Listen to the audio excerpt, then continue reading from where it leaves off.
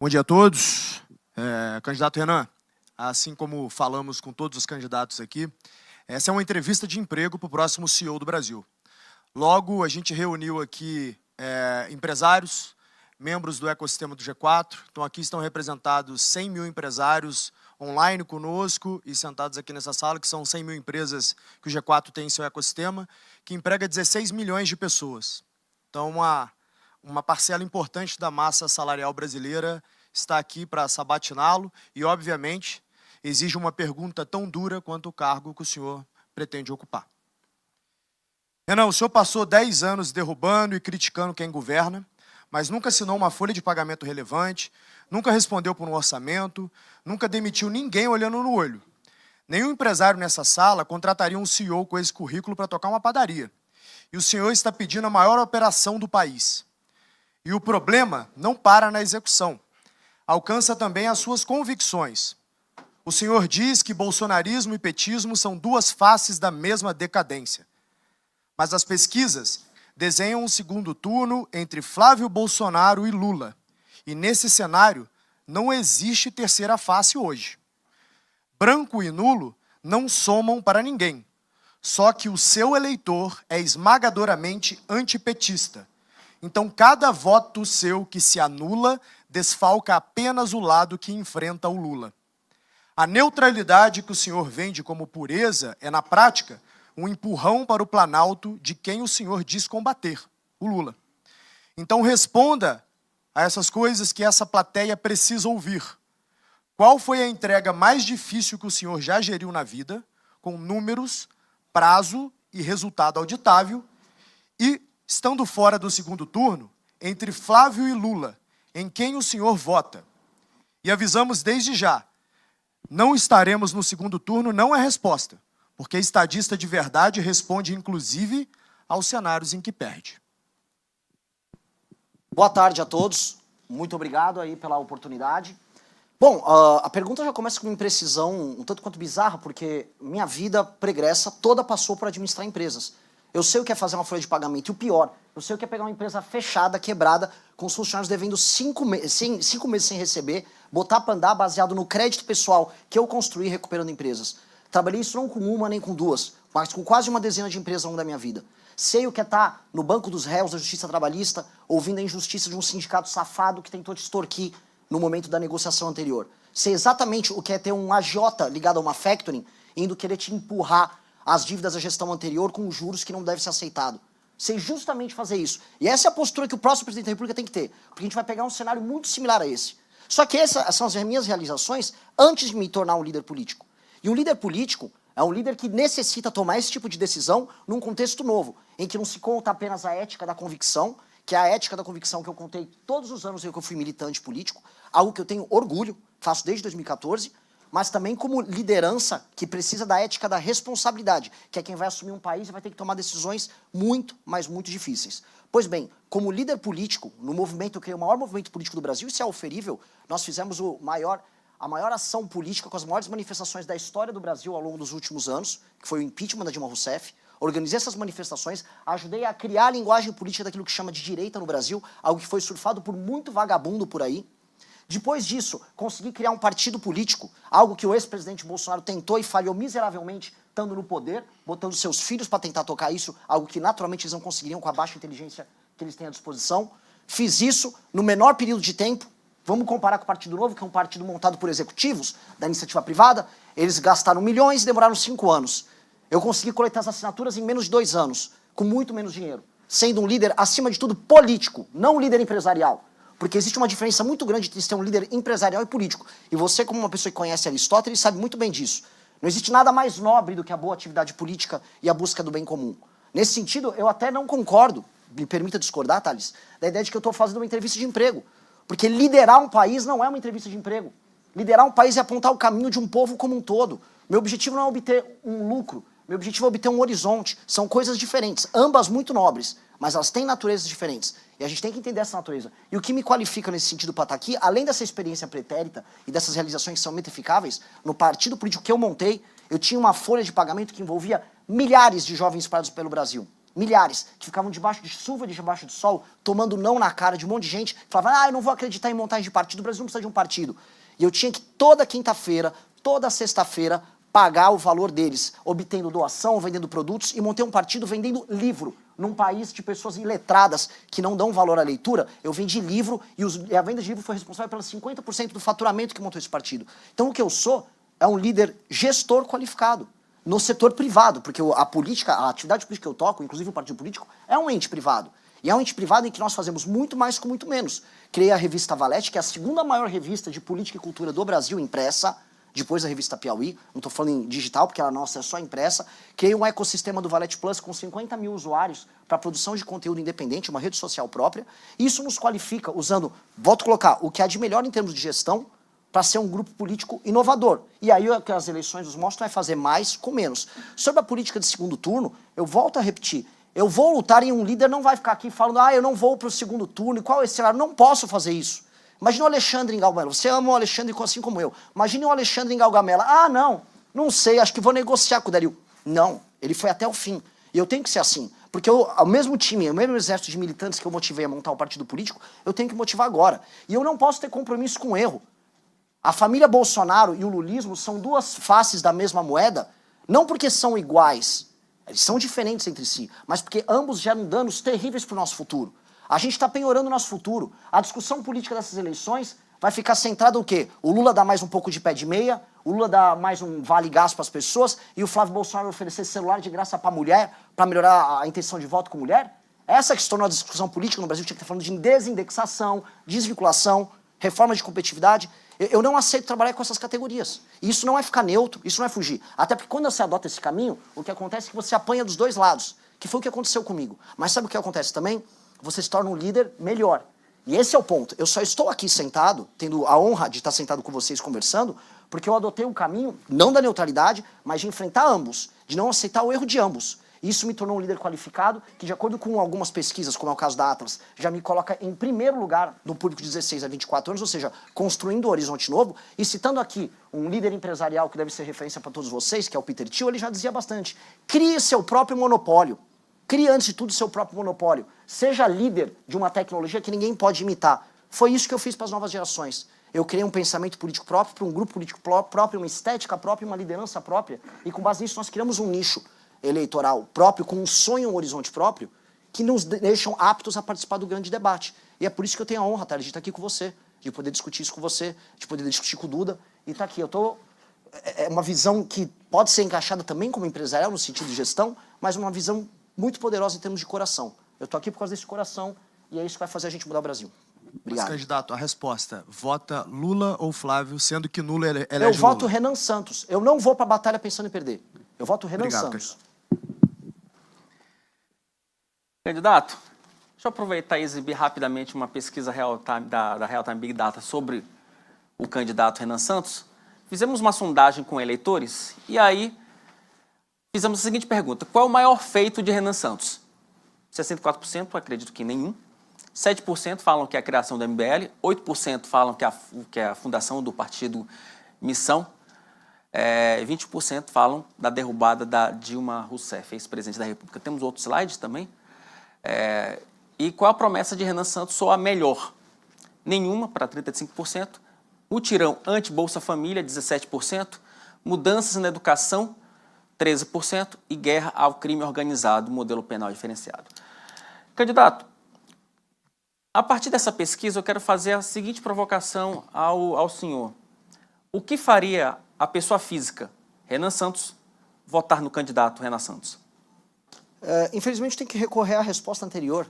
Ser um bom líder. Ser um bom líder. E algo que não está presente aqui, que é ter tomado as decisões duras que machucaram o meu grupo político, mesmo quando o caminho oposto soava mais fácil. Quando a gente enfrentou a Dilma Rousseff, e a gente começou a congregar toda aquela energia do antipetismo num caminho só, era um caminho relativamente fácil. Nós, os bolsonaristas, andávamos juntos, a turma do Partido Novo, todos andávamos juntos. Quando veio o governo de direita, em que nós precisávamos cobrar e discordar, e aqui eu vou fazer um elogio ao antagonista, que o antagonista adotou um caminho difícil à época também. Nós cobramos. Imagino que o antagonista deve ter perdido assinantes e clientes. Muitas pessoas perderam. Nós perdemos toda a nossa base política. Só que o papel de um líder é sofrer com as suas teses. O líder político que ganha dinheiro, ou fica famoso, ou ganha votos defendendo algo que não acredita, não é um bom líder. Na verdade, ele é um seguidor. Ele segue o que a manada puxa. E o líder, ele lidera, ele aponta o caminho. Então, a minha maior qualidade que está ali, ela se expressa não exatamente proposta a proposta, mas no que está por trás das propostas, a substância por trás, que é ser um bom líder. E fui um bom líder de um grupo que hoje está no jogo político, disputando um jogo de gente grande, simplesmente por causa dessas qualidades, as qualidades de uma boa liderança. E eu acho que o Brasil passa por uma crise de liderança. O grande problema nosso é uma falta de liderança, de gente que tem uma visão de um Brasil e que tente implementar ela de maneira ferrenha. Nem que você, sua reputação e sua vida seja destruída no processo. Muitas pessoas no campo empresarial fazem isso, destroem suas vidas pessoais, fazem abdicações, e isso é belo. E só que aqui no Brasil, o poder é visto como uma maneira de você fruir e você atender seus prazeres mais baixos. Não à toa, o escândalo do Banco Master era basicamente sobre dinheiro e prazer sexual. Não é isso? A elite política brasileira se baseia estritamente em dinheiro, troca de favores e prazer, quando não sexual. A boa liderança tem que ir para um outro caminho. Então, ao fazer esse tipo de sacrifício, e dado que quem nos acompanha mais tem um determinado recorte, acho que a pesquisa pega isso, vai pegar um recorte um pouco mais masculino, vai pegar um recorte também mais jovem, esse recorte ele se apaixona. E aí vem a responsabilidade de transformar essa paixão não em culto, mas em ação. Passo a palavra para o colega Duda Teixeira, diretor da revista Cruzoia. Renan, vamos começar pela questão mais polêmica, que é o bordão que vocês têm do prendeu, matou, né? Você pode explicar qual que é essa ideia e quem que vai morrer nessa história? Eu espero que... Assim, eu recebi uma pergunta similar lá do pessoal da Globo, lá no nosso congresso, né? Ele falou, poxa, você quer diminuir as mortes, mas você quer aumentar a letalidade policial? No que eu respondi? Olha, então vamos fazer o seguinte, eu vou agora comunicar os líderes do tráfico para se entregarem de maneira voluntária, até no governo Lula. E tá tudo bem, não precisa haver morte nenhuma, não tenho uma vocação para Rambo, nem tô afim de ter. Mas a gente sabe muito bem que o Brasil vai precisar combater essas organizações e essas instituições. O bordão não fui eu que criei como se fosse uma agência de marketing. Ele surge da própria militância.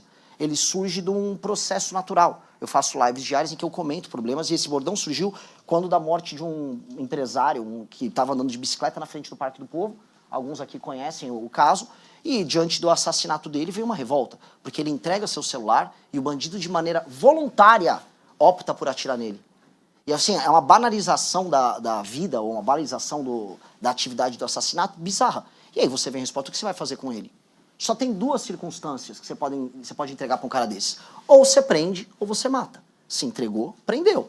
Combateu o policial, reagiu, morreu. Não deve haver uma terceira alternativa. O problema é que, e essa é uma pequena reflexão, não sei se eu tenho tempo para isso, mas... O senhor tem 32 minutos e 40 segundos, se for 40 suficiente. segundos, puxa. Tá, então ótimo. Gostei da precisão.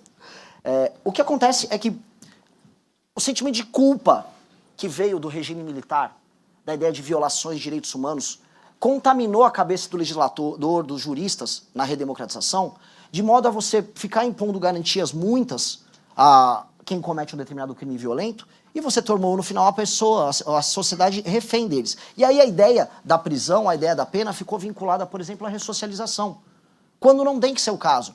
Eu acho que tem uma das perspectivas de direito penal que a gente tem que trazer, é o direito penal voltado para a vítima. A vítima só vai entender que o pacto social é válido se ela se sentir contemplada, através do senso de justiça, por uma pena que venha a atingir o seu ofensor. Essa é uma ideia de justiça mais ampla do que vou pensar permanentemente em ressocializar. Então, o prendeu matou é uma resposta sobre isso. É uma resposta sobre um pensamento, e eu fui estudante de direito, é um pensamento errado que tomou as discussões sobre matéria penal nos últimos 30 anos e que agora está se alterando. Candidato, o senhor falou em impacto social e algo que eu, inclusive, falei no início das sabatinas, é que um desafio do próximo presidente da República vai ser refazer um pacto social em nome da governabilidade, principalmente tentando restabelecer o sistema de freios e contrapesos, aquele que todos nós conhecemos por Montesquieu, etc, etc, Checks etc. and balances. Exatamente. Porque hoje vivemos uma balbúrdia, né?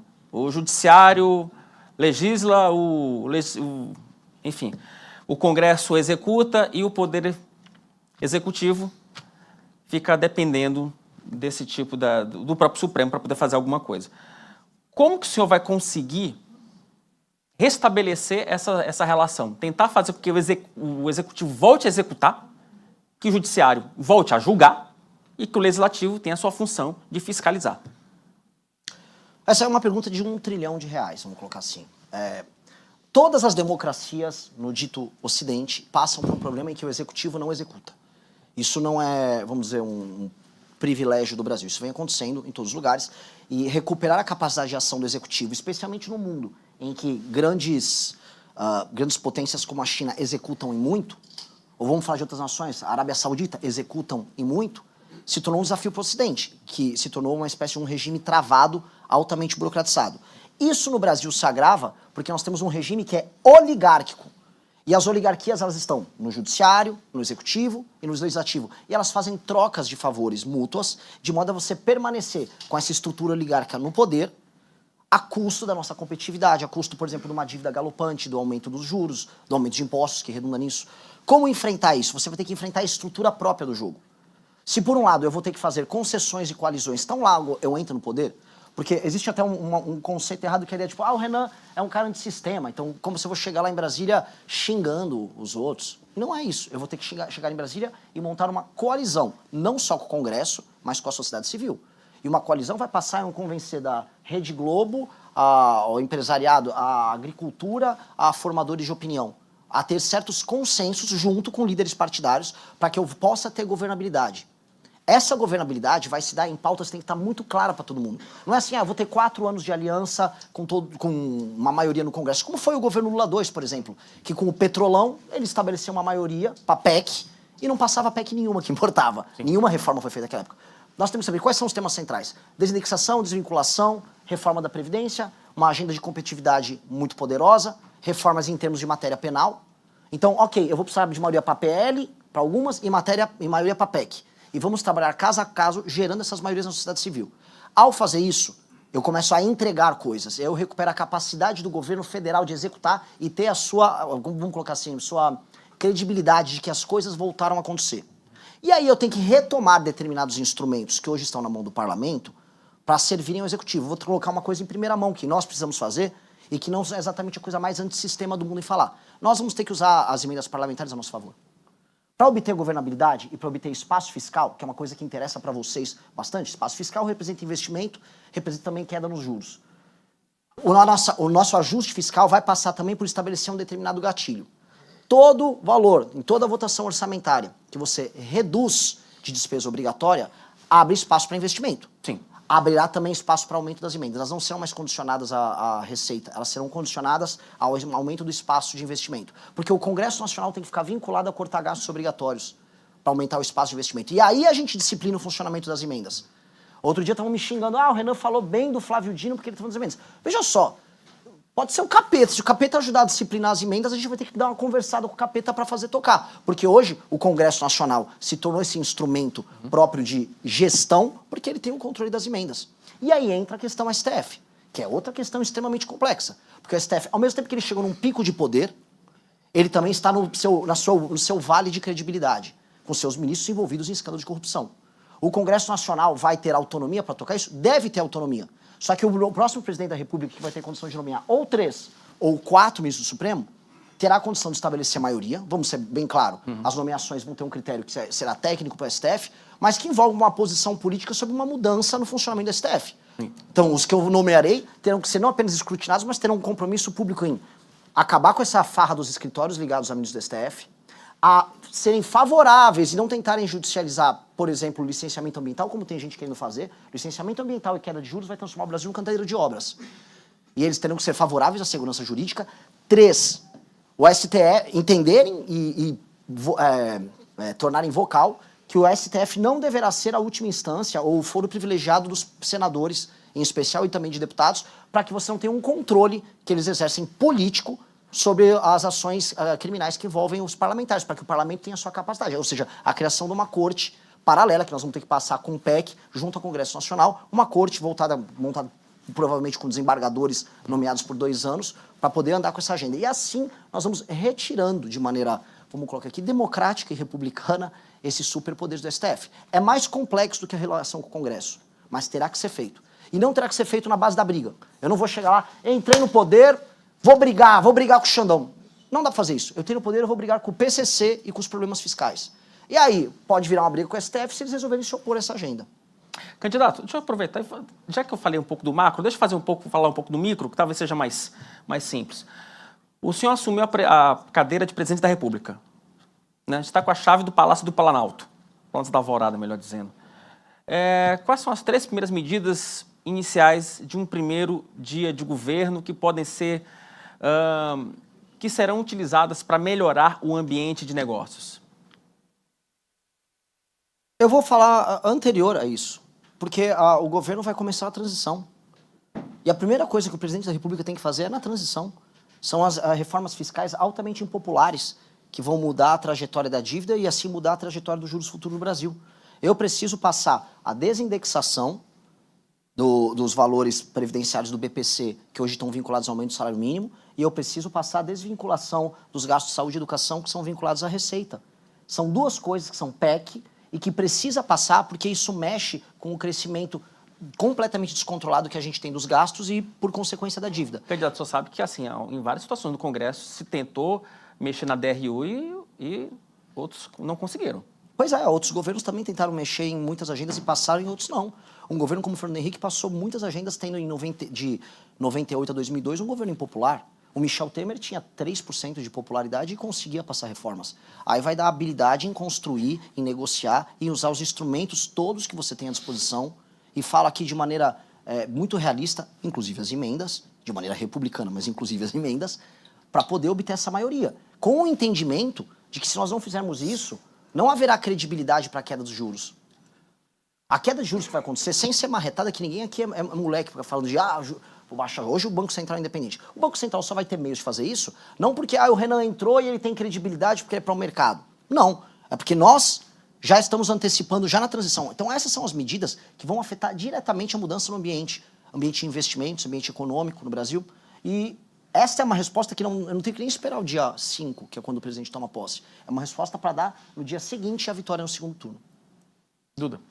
Renan, outra proposta de vocês é a desfavelização, né? Você podia explicar também o que é isso e o pessoal que mora nas comunidades deve ficar preocupado?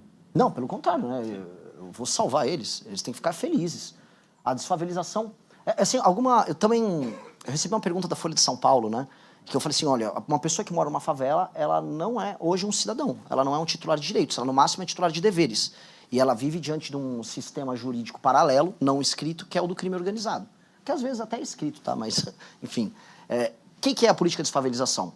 É você entender que você tem milhões de brasileiros que vivem num arranjo urbanístico e social que aumenta a incidência de crime organizado, que aumenta a incidência de tuberculose, que é uma doença que nem é uma doença tão preocupante no geral, mas nas favelas ela tem uma incidência muito maior, em algumas favelas é 11 vezes maior, que tem uma taxa de gravidez na adolescência muito maior, que o desempenho das crianças é menor, que tem taxa baixo quase nenhuma de saneamento básico, às vezes tem fornecimento de água, depende da favela, depende da cidade, e que as pessoas estão urbanisticamente distantes também de onde elas trabalham, ou seja, é apenas um aglomerado muito ruim.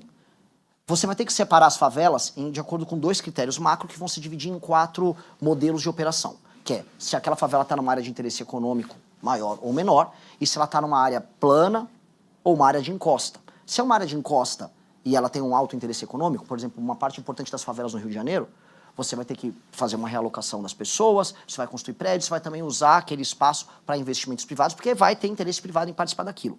Se a pessoa está numa encosta, como por exemplo em Juiz de Fora, que nesse ano teve aquela crise com as chuvas, eu mesmo fui visitar ali. Pois bem, ali o interesse econômico talvez não seja tão grande, mas você vai ter que tirar essa pessoa da encosta. Agora, uma favela plana com interesse econômico, Paraisópolis tem um misto, mas Paraisópolis tem uma parte importante plana. O próprio governo estadual já está fazendo um trabalho de desfavelização ali, entendendo que haverá interesse econômico porque é uma área nobre. Ou seja, você vai ter modelos diferentes para modelos diferentes de favela. E todos passam pela urbanização. Aí no final vai falar, mas com que dinheiro? Pois bem, não apenas temos que gerar espaço fiscal para aumento e investimento de infraestrutura, e este é um investimento fundamental de infraestrutura, como haverá o convite à iniciativa privada para participar nas PPPs, especialmente nas áreas em que há interesse econômico, e criação de uma modalidade em que, quando você, por exemplo, vou dar um exemplo, você pega Paraisópolis, você vai dar o título de propriedade para a pessoa, você vai fazer a reforma na casa dela para fazer a adequação. E você vai fazer os equipamentos urbanos ao redor. Aquele título de propriedade vem com um valor muito módico. Eu tô pegando até a experiência que o Mauro Mendes e o governador, o Piveta, estão fazendo lá no Mato Grosso, de você pagar um valor mensal mínimo, menor do que da Minha Casa Minha Vida. Até porque essa pessoa já entrou como se fosse a entrada com o barraco dela ou a casa dela. E aí, nessa adequação que é feita, a pessoa ganha um título de propriedade, que acaba sendo formalizado na economia. Aquilo vai acabar se pagando também, porque aquela pessoa é formalizada na conta de luz que ela paga, no próprio IPTU que ela paga, com um regime de transição, que ela está saindo hoje de um processo completo de informalidade para um processo de formalidade. E esse recurso que retorna à economia acaba financiando ao longo do processo. A gente apresentou no Livro Amarelo um estudo interessante sobre como transformar isso em algo economicamente viável, porque o custo, se eu for fazer do zero, seria de mais de R$1 trilhão. Então, a gente está falando de um projeto de 15 anos que tem que ser uma política de Estado e que tem que ser acompanhado de mais uma coisa, um estatuto da desfavelização que passa por impedir, utilizando satélites, toda nova invasão de território urbano, rural, claro, mas tem um problema de favelização do campo com o MST, mas todo o processo de favelização, inclusive um acompanhamento muito sério sobre os tais movimentos de moradia, que trabalham basicamente com especulação imobiliária, com invasão de terrenos e com o uso dessas pessoas como bucha de canhão. Então, invadir terreno público ou privado tem que ser muito combatido. Tem que passar a régua nisso. Passar a régua, e quem hoje mora numa favela tem que entender que ele vai ser alvo de um plano, e um plano que vai entregar dignidade e cidadania para ele. Candidato, deixa eu voltar um pouquinho para a economia. Há alguma perspectiva no seu governo de redução de ministérios, redução de cargos comissionados? Tem meta para isso? Redução de ministérios, assim, por mais que seja um sinal que você passa, apresentar isso como nossa, eu estou reduzindo os gastos, isso aí acho que é meio conversa. É legal, tipo, vai o Milei, afuera. Mas quem tá no ministério hoje com um cargo que não é comissionado, ele vai continuar na folha. O prédio vai continuar existindo, pertence à União. Acho que o critério que tem que utilizar é, vou remodelá-los de acordo com o modelo de gestão. Então, o Kim Kataguiri vai tocar um ministério de gestão nosso, que vai congregar previdência, que vai congregar trabalho, que vai congregar planejamento. Ou seja, a ideia nossa, inclusive, com ele, é a gente montar uma espécie de uma startup no próprio Palácio do Planalto, junto com a Secretaria-Geral, congregando essas áreas que são estratégicas. E esse próprio Ministério cuidar de a gente olhar todo o capital humano que a gente tem à disposição, como uma espécie de um super RH, e aí você fazer as relocações e readequações que são necessárias. Até porque existe assim, muito preconceito com o comissionado, mas em muitos ministérios, em muitas prefeituras, é o comissionado que toca a gestão.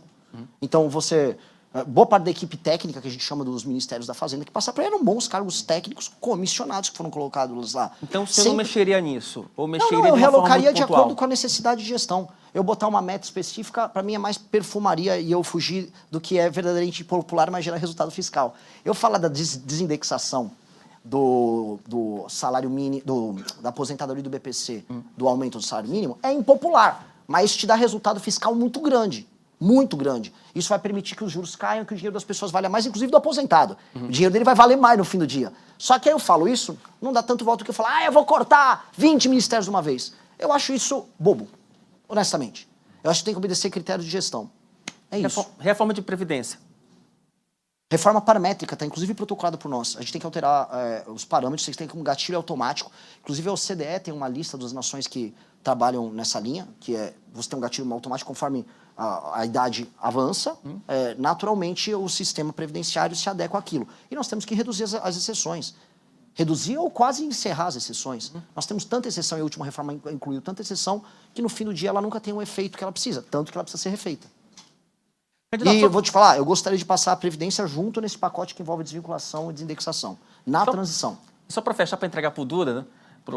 Eu queria aproveitar só explorar uma questão sobre incentivos fiscais. O senhor, num eventual governo Renan Santos, o senhor cortaria incentivo fiscal ou faria uma análise, faria uma readequação? Vou cortar muito incentivo fiscal e também farei muita readequação. Você tem modelos que funcionam e modelos que não funcionam. O que funciona o do agro funciona. O do agro funciona. E quando comparado aos nossos concorrentes no mundo, o subsídio é muito menor do que os nossos concorrentes globais.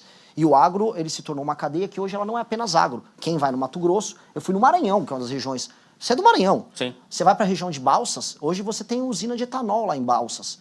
E é o agro, o capital do agro, gerando tecnologia e se tornando agroindústria, para exportar. Aquilo mudou a dinâmica em Balsas. Quando você vai para Pinheiros, a terra do Sarney, você vê um negócio decadente, triste. você vai para Balsas, por mais que urbanisticamente ainda está, né, tá se arrumando, já é outra energia. Você vai para o Mato Grosso, outra energia. É a transformação do agro em agroindústria. Então, isso está dando frutos para a gente. Inclusive, boa parte do projeto que a gente tem que ter de Brasil, de sair o Brasil do Bolsa Família, passa a entender que o papel da agricultura ali é um papel transformador. Ele muda a dinâmica política, econômica e social desses lugares. Então, isso é um exemplo do que funciona, mas, logicamente, é aquela coisa, né? O molho, E o que o não molho fica mais funciona? caro aqui. O que não funciona, Zona Franca de Manaus, é um exemplo que não funciona. Só a Honda tem 16 bilhões em renúncia fiscal por ano. A Honda, para ficar levando equipamento daqui para lá, de cá para lá, só porque tem vamos colocar aqui, uma malandragem fiscal que foi criada. Talvez houvesse ali no período da ditadura militar um objetivo de ocupação. Hoje não funciona. Manaus é uma cidade de 2 milhões e poucos mil habitantes e você tem renúncias fiscais nas casas das dezenas de bilhões de reais. Ou seja, não está batendo.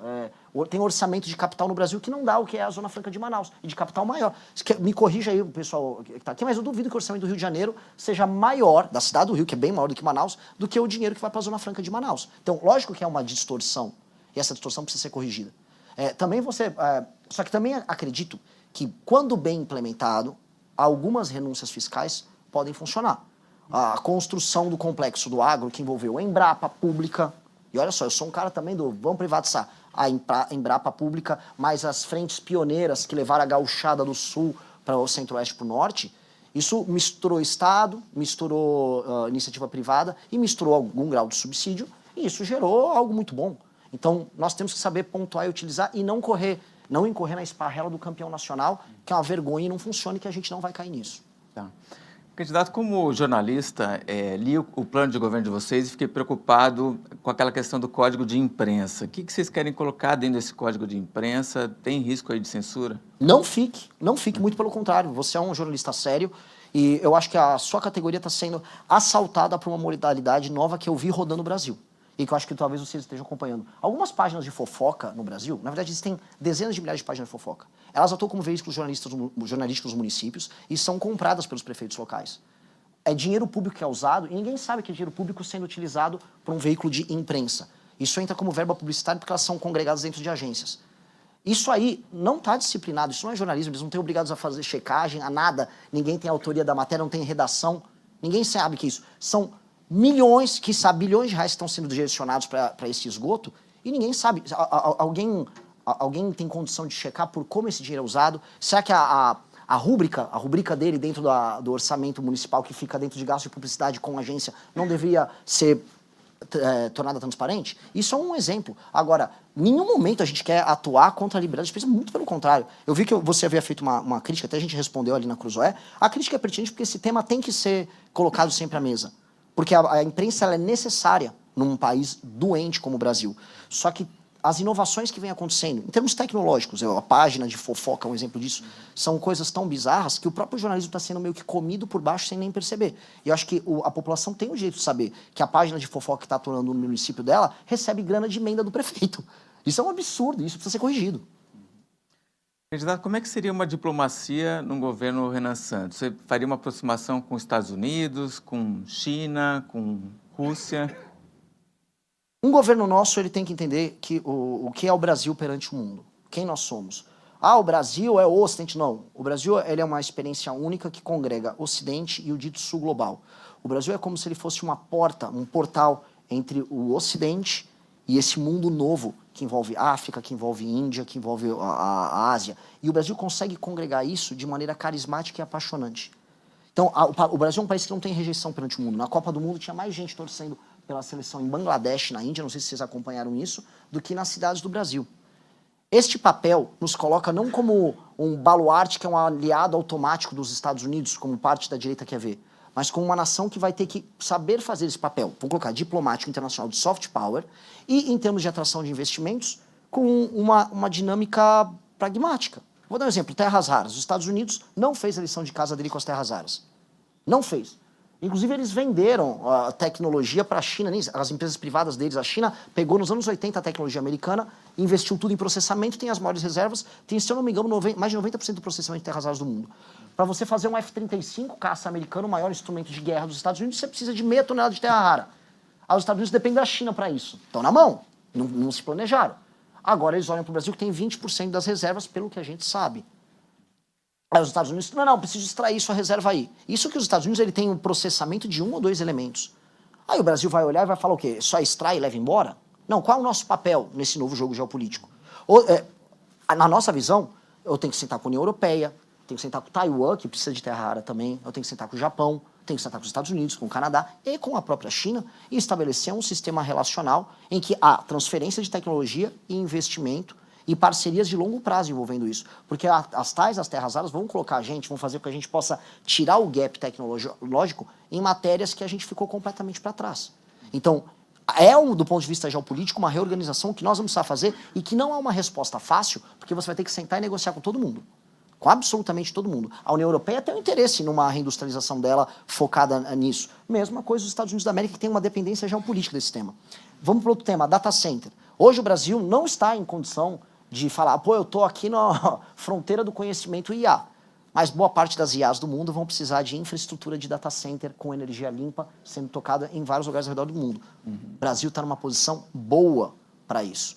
Basta nós tocarmos direitinho o nosso licenciamento ambiental, não deixar a ONG ficar sabotando a instalação dos nossos data centers, como tentaram fazer agora no Ceará, porque houve tentativa explícita de sabotagem com o pessoal da Casa dos Ventos, que trouxe os data centers ali. Do ponto de vista logístico, a gente está num hub de fibra ótica que recebe fibra dos Estados Unidos e que redistribui para a África e Europa. Ou seja, a gente está numa posição boa, que caso a gente use as nossas matrizes energéticas, diminua os juros, entra investimento, a gente se torna essa infra, que aí você também ganha poder e leverage para negociar também troca de tecnologia e, inclusive, capacidade de investimento para a gente poder criar as nossas próprias IAs aqui, né? Não sou tão otimista no curto prazo, mas acho que no longo prazo, do ponto de vista diplomático, a gente consegue quebrar o gap nessas áreas. Candidato, vocês pensam em reduzir o número de municípios no Brasil, né? Qual que seria o critério para fazer essa redução? Isso está no nosso Deixa livro eu amarelo. aproveitar esse questionamento do colega para fazer um outro questionamento. Como uma proposta dessa passa num Congresso em que o deputado federal normalmente depende do prefeito para ter voto? Posso me estender nessa? Eu acho que isso aqui é o tema mais legal para a gente tratar. Se a gente for falar de reforma política no Brasil, nós temos que falar disso. Porque muita gente fala em reforma política, vamos mudar o modelo para distrital misto. Isso pouco importa no regime atual. Vocês que fazem cobertura política têm que entender que, e vocês entendem, claro, que o município se tornou, especialmente o município com baixa atividade econômica, um executor de recursos que vem do governo federal e executor de emendas do padrinho político do prefeito, que é o deputado que recebe a emenda. Hoje, o que é um deputado federal? Ele é um gestor de uma série de, vamos colocar, filiais que ele tem, que são municípios, e eles executam as emendas dele, fazem um show do Wesley Safadão para se reeleger, não tem nenhuma obrigação ou compromisso com indicadores de desempenho, os famosos KPIs que vocês têm que colocar nas empresas de você, para vocês poderem validar se a empresa está funcionando ou não. E aí, eles giram esse dinheiro, não há aumento da atividade econômica nesses municípios, até porque aumentar a atividade econômica significa diminuir o ciclo de dependência do cidadão para com o prefeito, com o deputado. E aí o deputado, quanto mais cidades ele tem para ele controlar, que é esse o jogo político do deputado federal, mais poder ele tem em Brasília. Por isso mais demanda emenda e as emendas são utilizadas, especialmente do orçamento secreto, para alimentar esse jogo. É isso que a gente chama de pacto federativo no Brasil e é isso que faz com que o Centrão, ano após ano, mande cada vez mais. É por isso que a política brasileira não é feita baseada em, vamos dizer, nem critérios objetivos, nem programa, nem ideologia. A gente fica discutindo ideologia, vocês discutem no antagonista, eu discuto na minha live, mas no fundo isso é uma perfumaria diante de um sistema, de uma máquina muito dura, cujo funcionamento é um funcionamento que é danoso para o Brasil. Como resolver isso? Esse é o ponto que eu vou chegar, que vai envolver a fusão de municípios. Houve no governo do Fernando Henrique a lei de responsabilidade fiscal, que disciplinava, no fundo, a utilização do orçamento por parte de entes federativos. Aquilo foi uma revolução à época, porque a coisa mais comum era um prefeito terminar o mandato dele, ou terminar um ano mesmo, sem pagar folha, dar um calote e jogo que segue. Pois bem, a lei de responsabilidade gerencial, que é um dos projetos que está no nosso programa, prevê que um prefeito, e vamos começar com os prefeitos, tenha indicadores de desempenho objetivos, KPIs. O principal deles, aumenta a atividade econômica no município. Lembrando que quanto você aumenta a atividade econômica, menos gente vai ficar no Bolsa Família, menos gente vai ficar dependendo dos favores do prefeito. Índices de educação que já são públicos e existem, e o Brasil, inclusive, é um país bom dessa parte de transparência e avaliação, em muitas áreas melhor do que os Estados Unidos. Cobertura de água, cobertura de esgoto, fila nas UBSs, ou seja, critérios objetivos que vão entregando uma pontuação do prefeito. Prefeito não entrega a pontuação mínima ao longo do seu mandato, fica inelegível por 8 anos. Prefeito bate as suas metas, ele se qualifica para receber mais emenda. Então o prefeito pode receber mais emenda desde que entregue bons indicadores de desempenho, facilmente metrificáveis e auditáveis. O maior deles, aumento da atividade econômica percebida com aumento de emprego e redução de pessoas vivendo do assistencialismo. Com isso eu já disciplinei o uso da emenda e com isso eu permiti que os municípios que hoje têm baixa atividade econômica, que são aqueles que deveriam ser alvo de uma fusão, passem a se tornar, a ter sua porta de saída. Caso eles não tenham isso, o governo federal terá 2 caminhos, que é, você, por decreto, ou via um projeto, quando eu falo decreto, via um projeto, você fazer os critérios para uma fusão, município com menos de 10 mil habitantes, que não apresenta atividade econômica, vai se juntar com o município mais próximo, obedecendo algumas vicissitudes. Por exemplo, se o município está no interior lá do Amazonas e você tem 100 quilômetros de distância, como acontece de município para outro, não vai dar para fazer isso, claro, mas onde dá, você vai fazer. E, inclusive, incentivos financeiros para que haja fusão, porque os ganhos no longo prazo são assim. Então, ou nós fazemos pelo amor, ou nós fazemos pela dor. Espero fazer pelo amor. E o amor é bom para os prefeitos, porque um dos elementos que tem que estar, né? Vocês conhecem, sistema privado, sistema de incentivos. De um lado, o prefeito tem que ter essas metas, indicadores e a punição, caso não cumpra a meta, mas do outro, caso ele cumpra a meta, o tão famigerado fundo partidário, que nós não vamos conseguir cortar nesses 4 anos de mandato, porque os partidos são tão hiperempoderados, passam a ser determinados pelo número de indicadores, os pontos que eles obtêm por município, ponderado pelo tamanho do município, multiplicado pelo número de municípios que um partido tem. Ou seja, o que um Kassab, um Valdemar, ou um Renan Santos, que agora sou presidente de partido, vão ter como meta? Corpo técnico, boas prefeituras com boa gestão, atingindo bons indicadores, meu partido vai ser recompensado por isso. Você altera a dinâmica. Essa alteração dinâmica impacta a questão da fusão dos municípios e impacta o que seria, na minha visão, a grande reforma política do Brasil. Ou seja, a gente realinha esses interesses. Para mim, isso é a coisa mais importante que o meu mandato teria que fazer. Ela é menos popular para eu falar, mas ela é mais importante. E essa é a reforma que a gente atinge diretamente o coração do Centrão.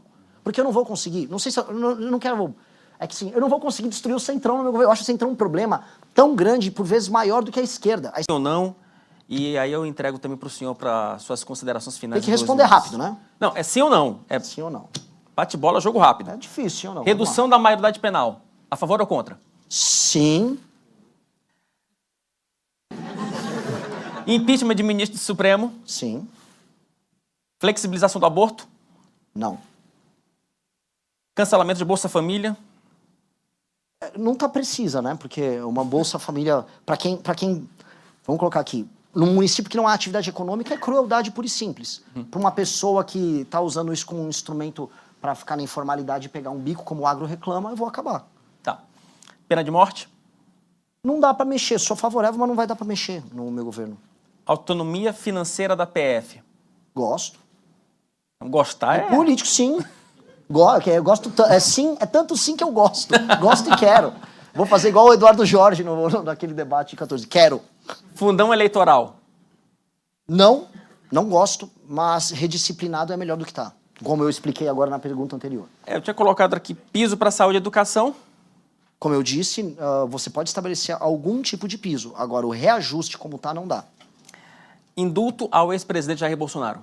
Dosimetria para ele e para todo mundo dia 8. Quem cometeu o crime, simplesmente porque é de direita, não pode não ser punido pelo crime. Mesma coisa, tem um cara de esquerda, se o Lula perdeu a eleição, o pessoal do MST invade tudo, vamos anistiar eles. Não.